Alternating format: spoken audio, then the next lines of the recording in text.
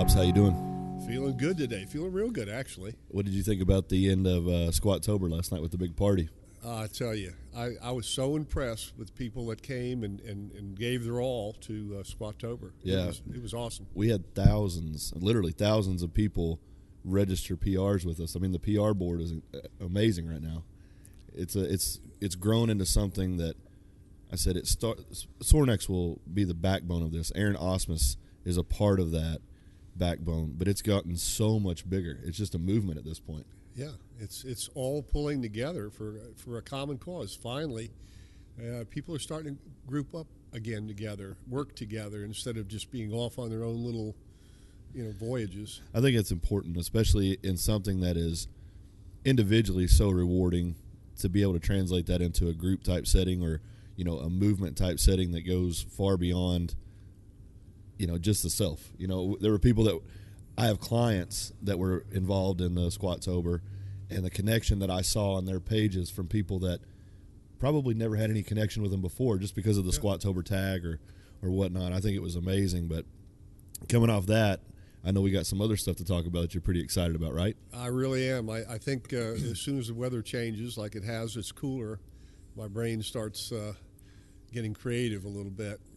And really pleased with some of the things we've been working on lately and come up with. It seems like in the last few months, I've heard about things, I've seen some things, but just off the wall stuff, coming out of nowhere, like the JX squat or, the low pulley down there.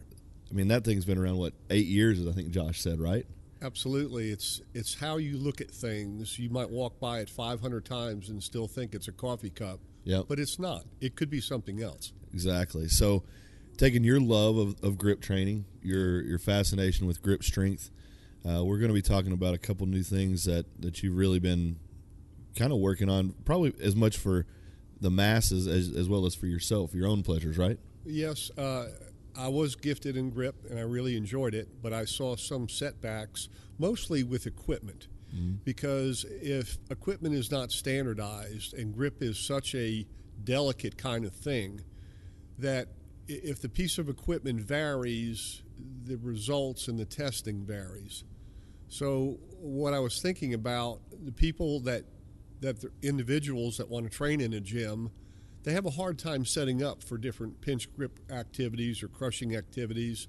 And in a contest level, let's say worldwide or even throughout the United States or Europe, there needs to be some standards set. And Ode Hagen, who is a tremendous grip man and strongman, asked me to come up with a finalized bar, a Saxon bar, and I'll explain what that is, so that in a worldwide basis, people could train for pinching as Saxon did. And I'll explain how he did that on a wooden plank, but that it could be something that everyone has a fair chance. The bars, we have two in the background here. They're exactly 20 kilos. You can add collars to them to make them 45 pounds for American. Right. They feature 3 by 4-inch grip surfaces.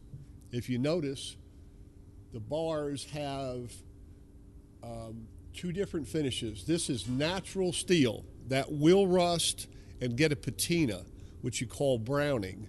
And once it's brown, it's not going to rust any further, and it's going to be the same grip for everybody. This is sandblasted, and we wanted to try this. This is not sandblasted, it's media blasted. And it will naturally weather, but it provides the exact same finish on every bar we're making. If you notice on the boss of the bar, we have some holes where not only can this bar be used in a power rack for doing partial Saxon lifts in the pinch grip mode, it can be deloaded by using bands. So you could overcome inertia. Sure. And train that way.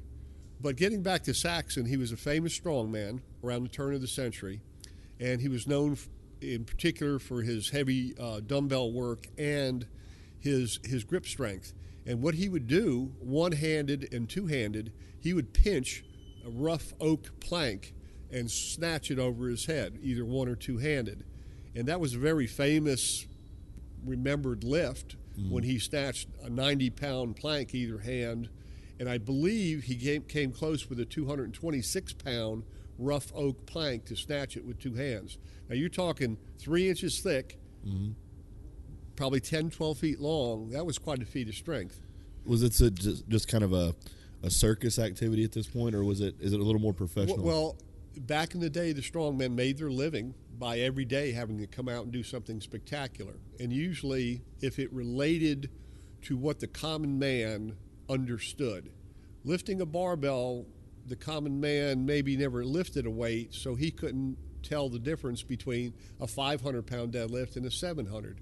But if you lifted a oak plank, which they're used to lifting, or cartwheels, or something that the person watching the feat could relate to, it was spectacular enough where they could travel around and give shows and make a living, which they did.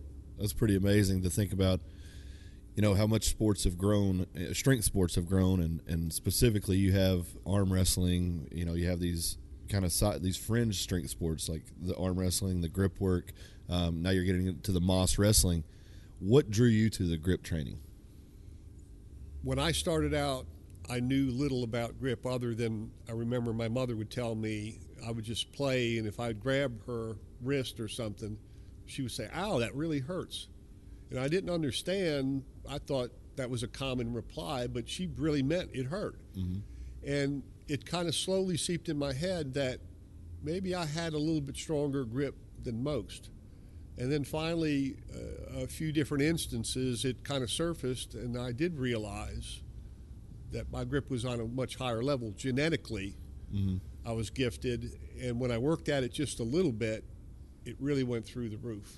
What age did you start really starting to tinker with the grip training? Did you do pinch training? Did you do was it a product of just your normal lifting that you've talked about? I used to always read Strength and Health magazine, and Terry Todd, God rest him, really kind of started the interest in grip by writing an article, Mighty Mitts. And we even, at the Arnold's festival, had several Mighty Mitts shows that found the strongest grip people in the world. So in about 1965, he wrote 2 articles, and I started looking at the pictures, and I said, well, if those pictures are good enough to be in Strength and Health, if I could come close to doing these things, I might have a decent grip, because there was no parameters. There was no testing done to see how good people were. If it was shown in a magazine, it had to be pretty good. Right. I think I first realized my grip strength. There was a wonderful weightlifter, 300-plus pound in high school gentleman, and as freshmen we came in together, and we actually had 3 teenage national champions in Olympic weightlifting from one high school. So this, of all things, we eating lunch at a delicatessen, and the man would cut up the meat behind the counter and give it to us, in sandwiches. We cleared the table, butcher block table, and we decided we were going to arm wrestle. I never arm wrestled before, and this guy weighed 300 and something pounds. I was just a kid, 165. And we went to arm wrestle, and he squeezed my hand, and it hurt me. And I just squeezed back, just out of reflex or whatever, and blood shot out from under all his fingernails. And it was just like he just collapsed in the seat. And it was over. I went like, gee. And it dawned on me then that maybe I had a real gift, so maybe I should pursue it along with the Terry Todd articles. And I tried to emulate what I saw as a gauge. There was no real parameters to say, okay, you got to do this to be good.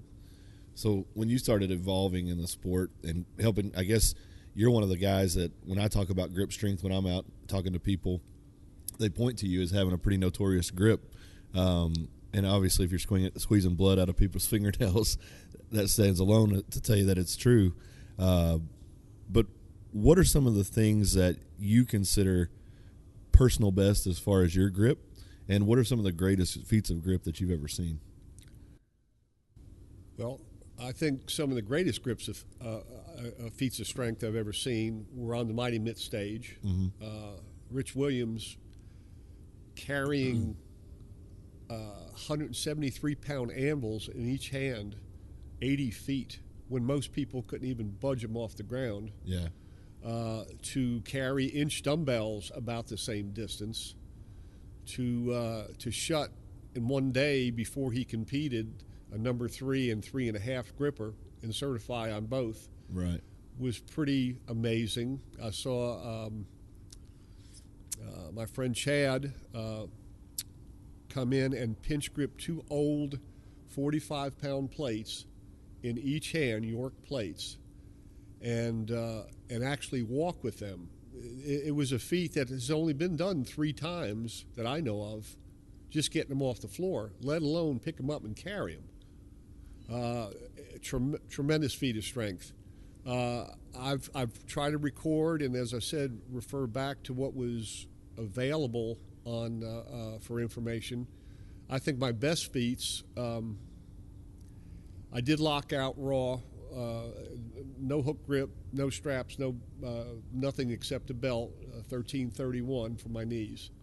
And to my knowledge, that's the most ever done, raw with no aids or anything. I was quite pleased with that. I shut the number 3 gripper with 2 fingers. I was very pleased with that. I was able, with 2 fingers on each hand on an axle, to deadlift 530. That was pretty darn hard. And I was standing on a 5-inch deficit block. So were you... That adds a nice twist. A little bit. But I won money on it, see? Yeah. And I got a trip to Charleston. Yeah. So I had to do it. Absolutely. Was there a woman involved? That'd be the trifecta. Ultimately, yes, probably. I get that. So was grip training, you said you had a natural inclination to it. Was it something that you specifically continued in the back of your mind to train for, or was it a purposeful training, or was it just a part of what you were doing as a whole?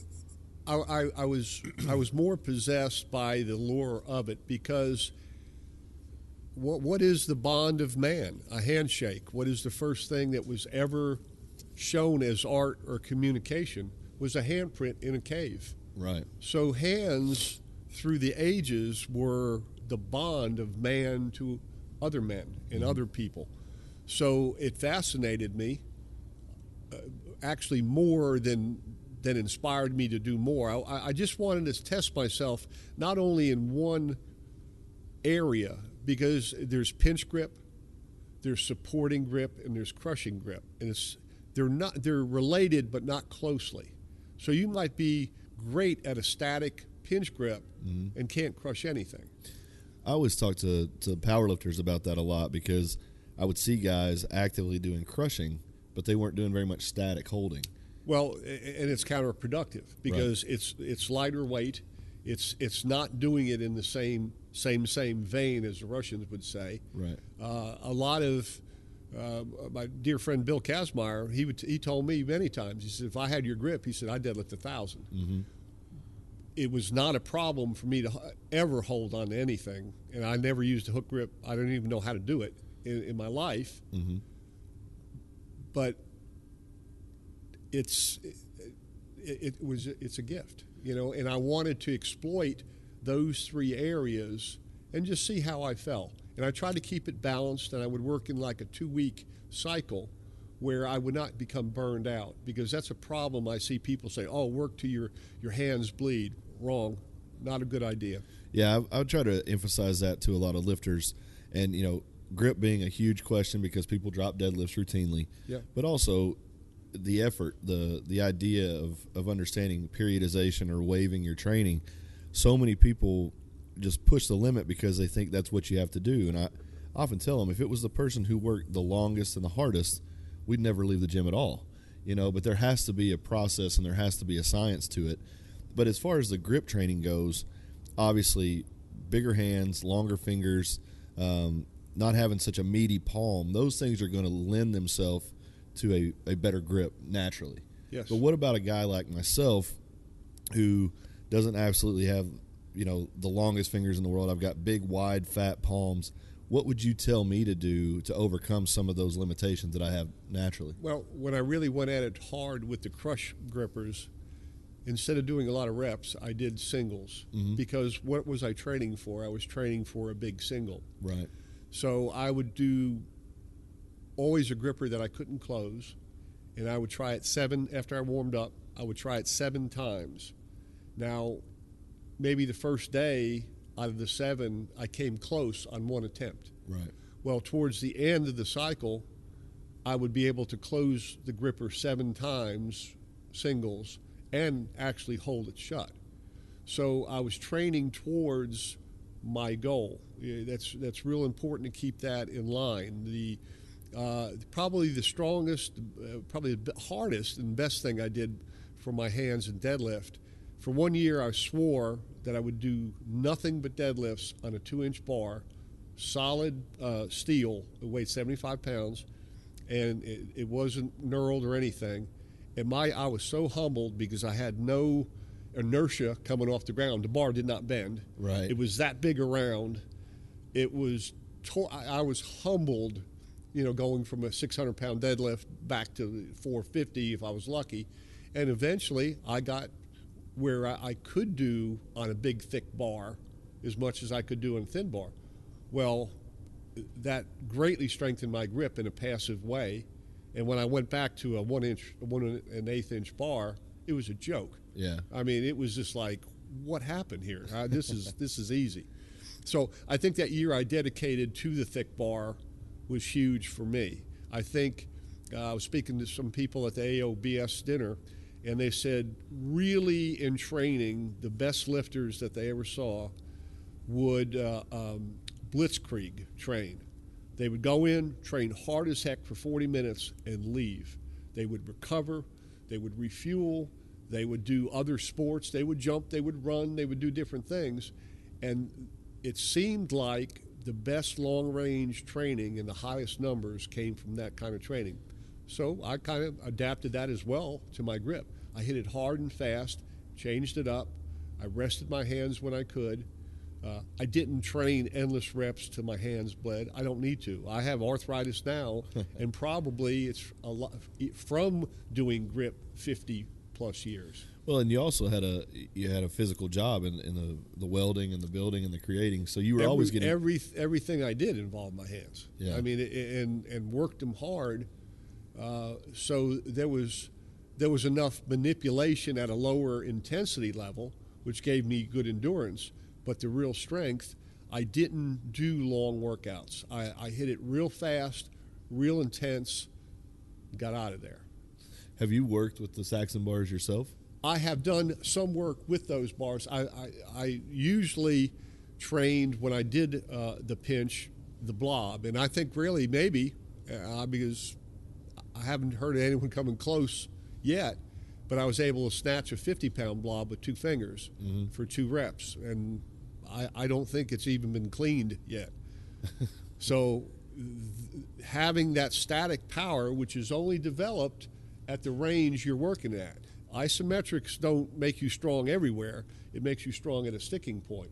Right. So that's why for this bar we picked out 4 inches and 3 inches, which is the most common areas. What's that big around? An arm, a wrist, well, not yours, but, a neck, not yours, but close. Right. So you want to be able to, if you build this strength, to be able to reapply it to sports, to things that we work with. We don't do much like this at a high level. Right. When we grab something, it's about 3 to 4 inches. So that's why we came up with this again.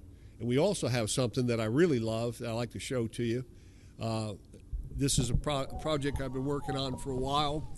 Everyone has a problem when they go to gyms to find the right weights because they vary everywhere, or they get hollered at because they're stealing the plates and piling them up on a pin, and you got to carry all this stuff in. But the research I did and something I came up with that I'm very proud of, I think might change the grip world. I call it a clam grip, and what it is, it looks like a clam, and you could have this one piece. We have it made up where it's 3 inches and 4 inches, which is the same as the Saxon bar, and it's media blasted, so as it ages and patinas, it's going to be the same for everybody. We've used high-grade stainless steel sex bolts and bronze bushings where it's just perfectly, it's like a bank vault door. And what you could do with it, you could take this into any gym in America that has dumbbells or at home, and you simply put your clam grip around it, and you have a pinch grip device, perfectly done. And 2 seconds later, next person comes in, and they can move up in weight.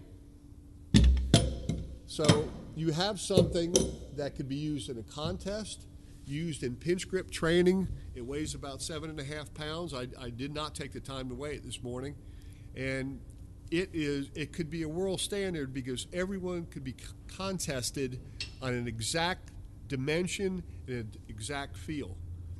I think this could be the new Bob. It could be the new standard in doing the very important isometric pinch lift. Mm-hmm. In conjunction with these, which Arm Sport